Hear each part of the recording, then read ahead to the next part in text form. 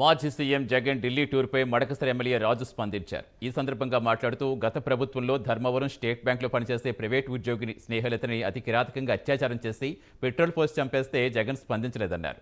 మద్యం రేట్లు social media వేదికగా ప్రశ్నించిన ఓం ప్రతాప్ కుటుంబాన్ని పరామర్శించే ధైర్యం జగన్ కుందా అని ప్రశ్నించారు. అధికారంలో ఉన్ని రోజులు జగన్ పరదాలు కట్టుకు తిరిగారని వ్యాఖ్యానించారు. జగన్ ఏపీ పరువు తీస్తున్నారని తెలిపారు.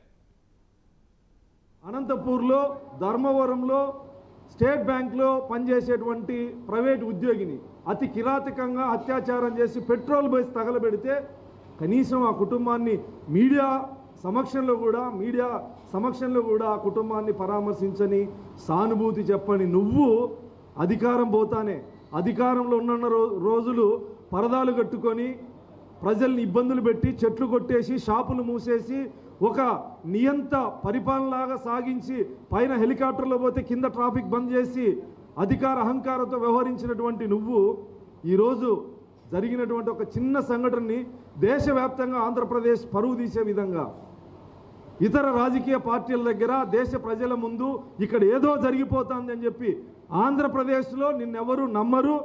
ఆంధ్రప్రదేశ్ ప్రజలు తిరస్కరించారు. ఆంధ్రప్రదేశ్లో మీడియాకి నీ నాటకాలు తెలుసు కాబట్టి ఢిల్లీలో మభ్యపెట్టేటువంటి ప్రయత్నం చేయడానికి పోయినటువంటి వ్యక్తి.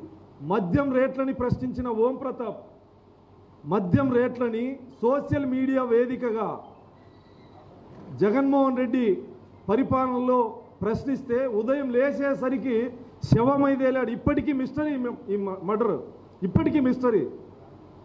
ఎప్పుడు పరామర్శిస్తావు ఈ కుటుంబాన్ని? ఎప్పుడు అండగా ఉంటావు ఈ కుటుంబానికి? పవర్ పోతానే పార్లమెంట్ రూల్ గుర్తొచ్చిందా? 40 రోజులు గడవక ముందే చంద్రబాబు నాయుడు గారు బాధ్యతలు తీసుకొని 45 రోజులు గడవక ముందే 35-36 హత్యలు జరిగాయని చెప్పేసి అబద్ధాలు, అసత్యాలు ఢిల్లీ వేదికగా చెప్తా ఉన్నావు.